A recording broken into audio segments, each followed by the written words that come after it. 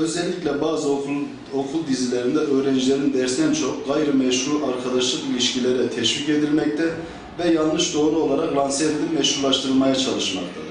Bu konuda maalesef ülkemizde 70'li yıllardan sonra, 60'lı yıllardan sonra yönetmenler, film prodüksiyonları, televizyonlar niteyi ön plana çıkararak eğitim, öğretim yuvaları olmaktan çıkarıp öğrenci ilişkilerini bir arkadaş, sevgili ilişkisi çerçevesinde işlemektedirler.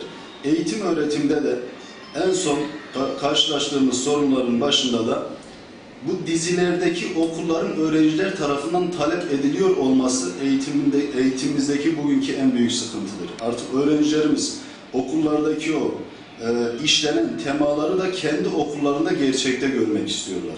Bu nedenle öğretmen, idare ve okul şu an aşırı derecede karşı karşıya gelmektedir. Biz Yeşilay olarak diyoruz ki bizim gençliğimiz üzerinde hem zihinsel hem de gönülsel uyuşturma projeleri oynanmaktadır.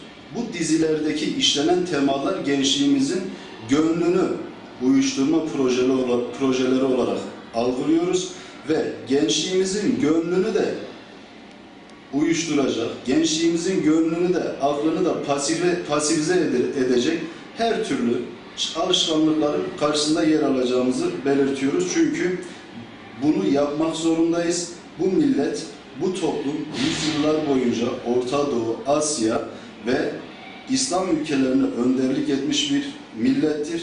Bu Anadolu coğrafyasında yaşayan insanlar tekrar o öz değerlerine kavuşmak zorundadırlar.